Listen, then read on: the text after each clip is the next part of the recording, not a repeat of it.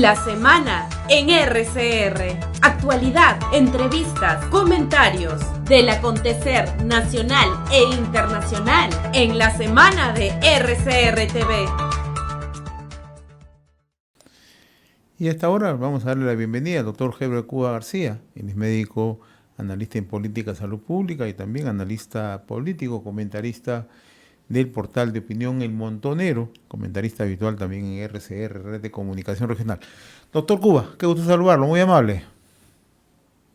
Muy buenos días y un saludo a través suyo, señor José Hernández, a todo el país.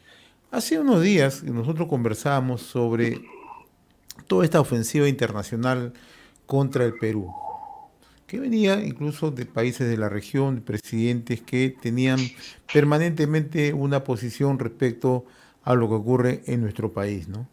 Y esta semana lo que hemos visto es ya respuestas abiertas, directas, frontales de parte de la presidenta Dina Boluarte. Primero contra el presidente de México. Lo instaba a que cumpla con entregar la presidencia pro tempore al Perú en la Alianza del Pacífico. Y hace unos momentos, en el grupo aéreo número 8, la presidenta Dina Boluarte ha sido bastante directa con Gustavo Petro. Ha dicho que no interfiere en los casos del Perú y que se dedica a gobernar, porque también en su país ahí está lleno de protestas, ¿no? Entonces, ya hay una reacción en el plano internacional, ¿no? ¿Cómo analiza usted este tema? Mire, el tema va a profundizarse inclusive en el plano internacional, porque en el plano interno existe ya prácticamente una disminución casi total del movimiento insurreccional que ha azotado el Perú desde el 7 de diciembre del año 2022. ¿Y esto por qué? Porque precisamente en este concierto internacional se manejan varias herramientas muy importantes. Una de ellas tiene que ver con la Corte de Costa Rica, la Convención de Derechos Humanos de Costa Rica, que como sabemos está anexa a la OEA. Por lo tanto, entonces, en este tema, la posición de los gobiernos de América Latina va a ser muy importante en la votación, digamos, que se tenga en estos foros internacionales. Y es importante para mantener los espacios que se tengan en esta parte del continente, que tienen una injerencia directa en el Perú, en el sistema de justicia, y que es uno de los aspectos esenciales, no solamente para el hecho de conseguir la liberación de Pedro Castillo, sino también para buscar incluso la reposición en su gobierno, o por último, para exigir la convocatoria a unas nuevas elecciones tipo boliviano, donde el mismo grupo político que perdió el poder pueda reconquistarlo. Entonces, en estas tres líneas de acción, están los gobiernos afines, como a presidente Castillo, como Boris de Chile, el mismo de Argentina, Bolivia, Colombia y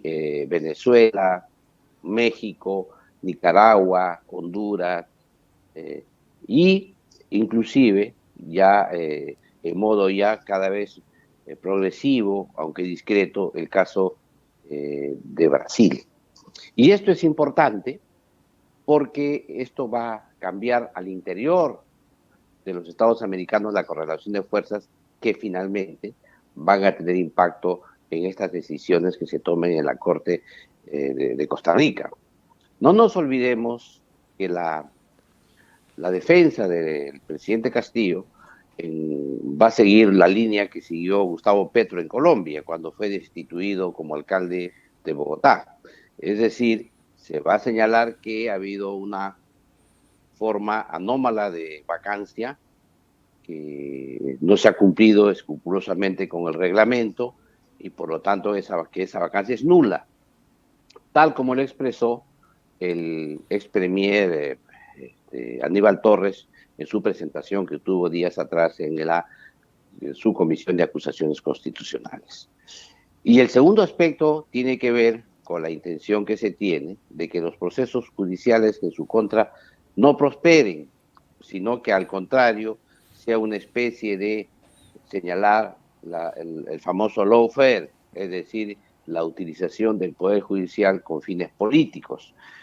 Aceptada la primera tesis de que su vacancia fue anómala e inconstitucional, la segunda tesis va a ser que estas denuncias penales son parte del lawfare o de la utilización de la política. Y el tercer aspecto tiene que ver finalmente con mantener una bandera de lucha de los grupos de izquierda e intermedio de la población con fines de agrupar grupos políticos para ganar las próximas elecciones. Y en ese sentido, la estrategia del adelanto de elecciones para copiar en la similitud que se hizo con Bolivia es fuerte.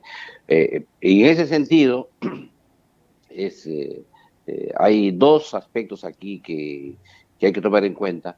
Por un lado, la izquierda radical pretende en el Perú señalar elecciones inmediatas, pero hay una derecha timorata que cree que haciendo las elecciones en modo inmediato, todas estas movilizaciones ha castigado a la izquierda y por lo tanto al hacerlas inmediatamente ganaría la derecha.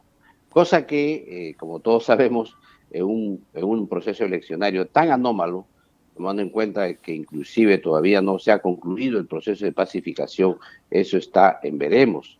Lo cierto es que, imagínese usted el escenario que tendríamos en el Perú, en el caso que hubiesen elecciones inmediatas y todo el conglomerado de centro-izquierda consiga una mayoría electoral en el Congreso y también el Ejecutivo, es evidente que todos estos procesos que se tienen actualmente contra el expresidente Castillo caerían saco roto.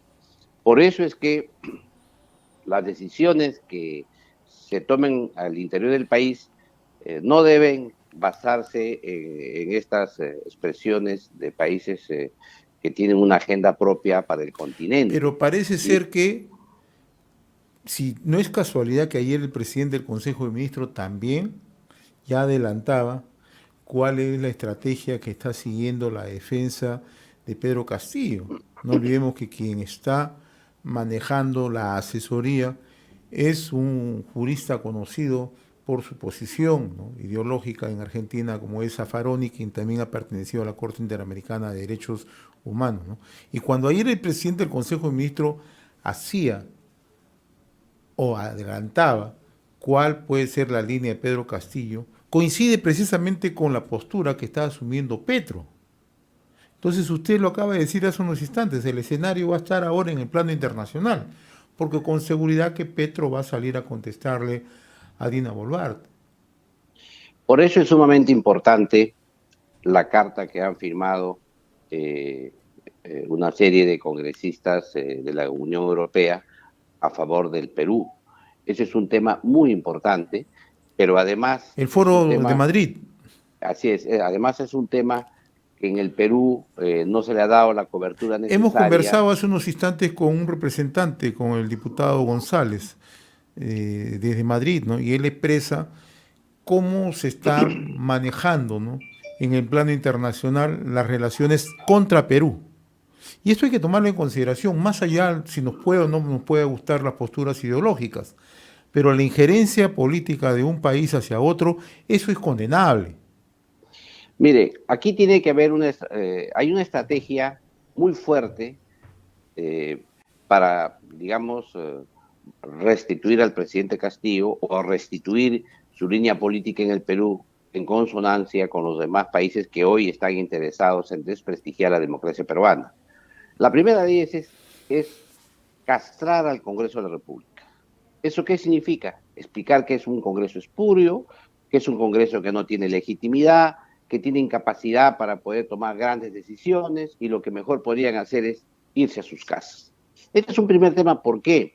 Porque es en el Congreso de la República donde se tienen que discutir estos temas de plano internacional. Por ejemplo, en las diversas discusiones sobre el rol de la Corte Interamericana de Derechos Humanos debe discutirse en el Congreso de la República, el mismo Tratado de Escazú, que tiene que ver con una institución similar que se pretende imponer en el Perú a través de una serie de organizaciones no gubernamentales que proponen que el Perú adhiera a este tratado. Luego tienes toda esta posibilidad de que sean los congresistas peruanos que puedan viajar al exterior para poder expresar la posición peruana, no solamente la oposición que tiene la oposición peruana, porque ellos sí viajan, ¿no? Ellos sí viajan, discuten, expresan la situación, pero no los congresistas que en mayoría votaron por la vacancia presidencial. Entonces, yo creo que esa estrategia desde el Congreso es sumamente importante y evidentemente no se le puede restar legitimidad a este poder del Estado, porque lo que luego se logra es que se deslegitimen sus decisiones, como por ejemplo la importante decisión del día de ayer de haber aprobado la acusación que se haya aprobado que se levante la inmunidad al presidente Castillo para que pueda ser juzgado por el Poder Judicial. Entonces, esto es de por sí importante, pero a vistas de que se habla todo el tiempo, se desmerece y se castra de su legitimidad al Congreso de la República, esto pierde relevancia política.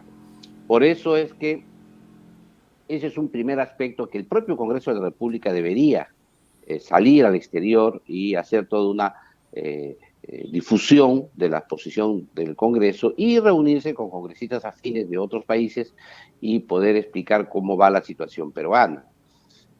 Por otro lado, también el Poder Ejecutivo en esta circunstancia tiene que tomar medidas.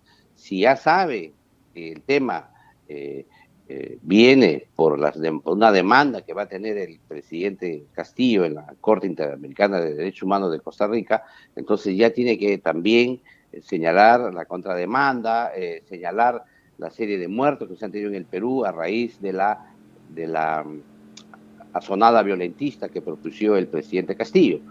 Lo que sucede es que la gente que escuchó al presidente Castillo ya no volvió a leer el manifiesto que lanzó el presidente Castillo el día del golpe de Estado. Y si uno vuelve a leer, ya con calma, se da cuenta que ahí tiene todo un programa insurreccional, no solamente llamando a las Fuerzas Armadas y Policiales, inclusive con el pedido de arresto de la fiscal de la Nación, sino llamando a las fuerzas llamadas por él, las ronderos, unidades campesinas, todo lo que está ocurriendo. O sea, eso ya está en el discurso del mensaje, el manifiesto golpista del expresidente Castillo. Entonces, eso ya es un elemento sustancial para que los congresistas, los actores políticos puedan discutir ampliamente y puedan demostrar precisamente que todo esto que ha ocurrido, estas muertes que han ocurrido en el país, tienen autores. Y estos autores, si bien es cierto, el expresidente está preso, es el único que está preso. Entonces, eso es uno de los temas que también la justicia y los políticos tienen que evaluar, porque ese mensaje golpista, ese manifiesto, tenía pues destinatarios que han actuado y que siguen actuando en el país. Ahora, quiero volver al tema del plano externo. ¿Por qué? Porque permanentemente se mira el caso de Perú como que el presidente Castillo o el expresidente Castillo fue defenestrado con un golpe de Estado. Y esto lo dicen permanentemente. Entonces aquí también tenemos que acusar que Cancillería, Relaciones Exteriores, ha hecho un trabajo bastante débil, ¿no?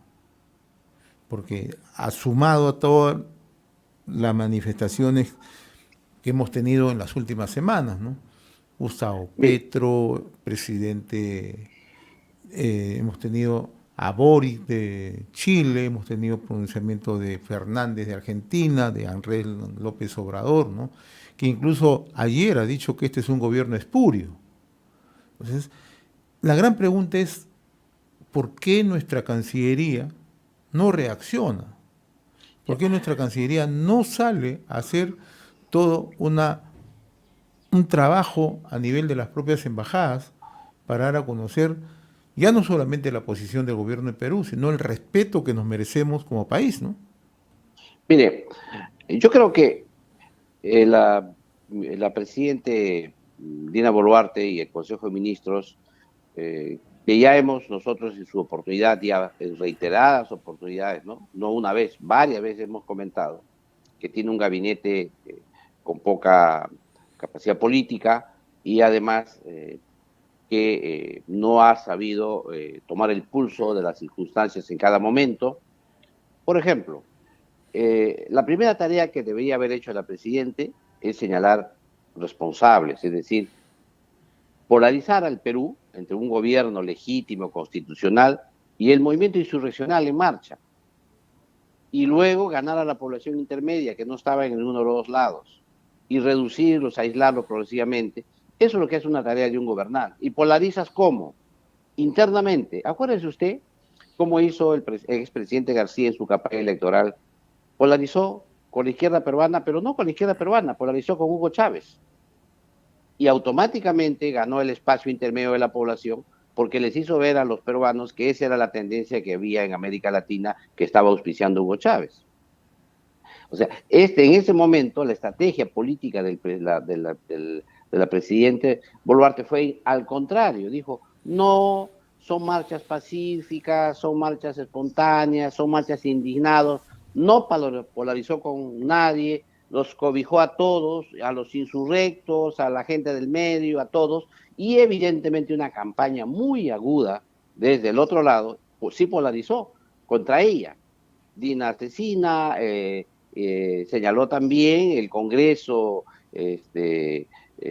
deslegitimado, corrupto, y así comenzó una polarización desde el otro lado hacia el gobierno, que es la retórica que ha ganado precisamente porque no ha tomado esa herramienta fundamental.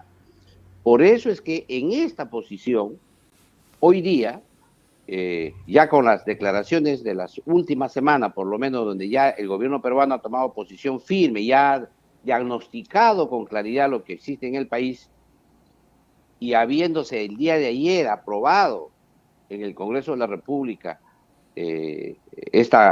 levantamiento de la inmunidad del presidente Castillo y dos ministros, yo creo que tiene que haber una ofensiva polarizante también al exterior para explicar en los países extranjeros qué es lo que está ocurriendo en el Perú y deslindar con estos gobernantes que en modo machacón dicen mentiras, porque es evidente que en el Perú no ha habido un golpe de Estado del Congreso contra el expresidente Castillo, al contrario, es el expresidente Castillo que ha hecho un intento fallido de Estado y además ha hecho un llamado a la insurrección de la calle, que es lo que estamos viviendo el día de hoy. Y si hay ríos de sangre, como señalaba Aníbal Torres, tienen responsables, porque en lugar de llamar a la calma, a la paz, asustan a la violencia.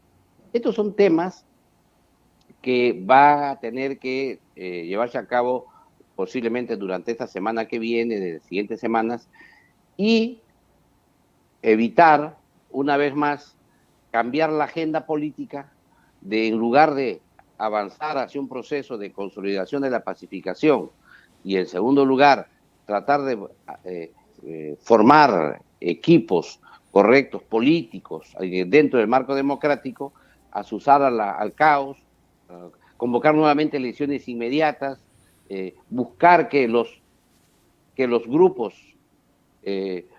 violentistas puedan reciclarse políticamente y tomar el control del Estado.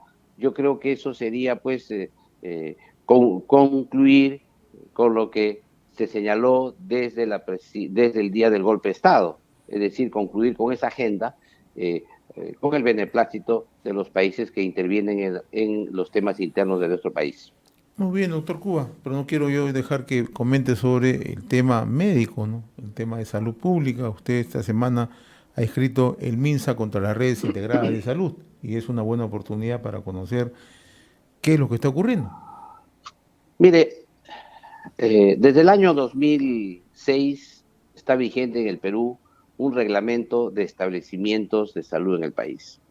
Es un reglamento que regula cómo funcionan las clínicas privadas, los hospitales públicos, los centros de salud, los policlínicos, los consultorios privados. Es un reglamento amplísimo que permite que el mercado de la salud o los diversos mercados de la salud funcione, porque hay que entender que cada medicamento es un mercado, hay un mercado global de medicamentos, cada empresa que trabaja en construcción de hospitales es otro mercado, y así sucesivamente. Hay mercados de infraestructura, de equipo, de insumos, inclusive de recursos humanos, porque ahí hay necesidad de contratar, etcétera. Todo ese tema está en un reglamento que está vigente desde el año 2006, que es el Decreto Supremo 013. Sin embargo, en el trayecto de esa época a esta, ha habido algunos cambios legales. Uno de ellos, suma importancia, fue la promulgación de la Ley de Creación de Redes Integradas de Salud, que lo que busca es involucrar a la comunidad en la gestión sanitaria de todos los establecimientos, de los 1.874 distritos que tiene el Perú. Esto es acercar realmente los servicios de salud a la ciudadanía con su amplia participación social. Este se llamaba, lo que hablamos en algún momento, el enfoque comunitario.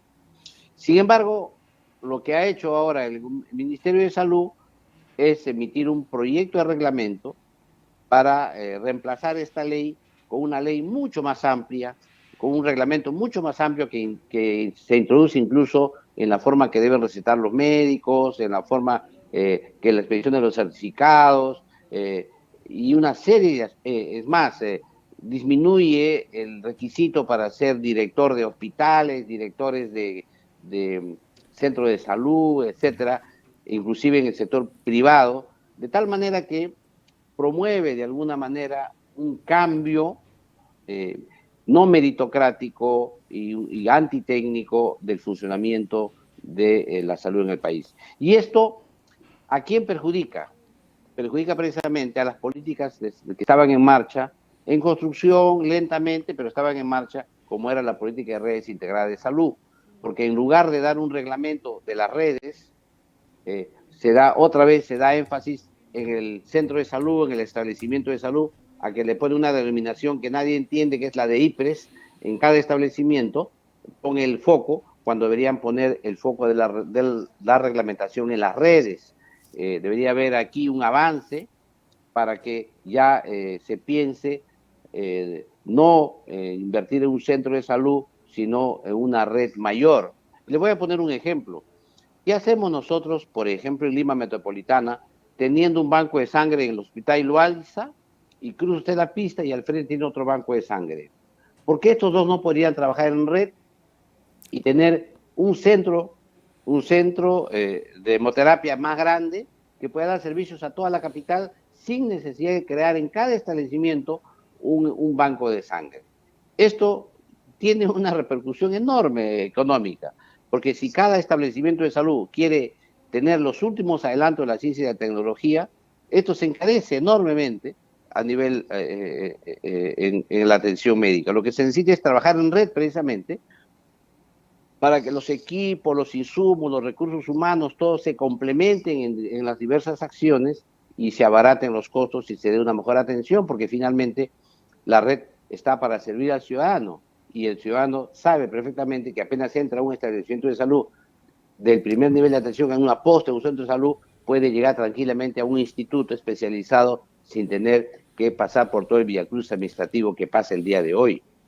Esto también implica que el Ministerio de Salud escucha a la población, escucha a los expertos, escucha a las instituciones involucradas en esto, y 15 días que ha dado el Ministerio de Salud para recibir opiniones, creo que son muy pocos días, es un periodo muy corto. Por lo tanto, desde aquí expreso mi solicitud para que este periodo sea ampliado, por lo menos a unos 6 meses, 8 meses, con la finalidad de que podamos escuchar a todos los actores involucrados en los diversos mercados que tiene la salud en el país. Pero además de eso, es muy importante que el Colegio Médico del Perú también se pronuncie. ¿Por qué? Porque este reglamento interviene en la forma en que se ejerce la profesión médica, en la forma en que se receta e inclusive en la forma en que se van a conducir los establecimientos de salud que el día de hoy están en manos de la profesión médica. Muy bien, doctor Heber Cuba. Como siempre, yo le agradezco la amabilidad de compartir esta comunicación cada sábado. Muy agradecido por su participación. Muy amable. Buen día. Hemos presentado La Semana en RCR TV a través del canal 796 de Cable Más.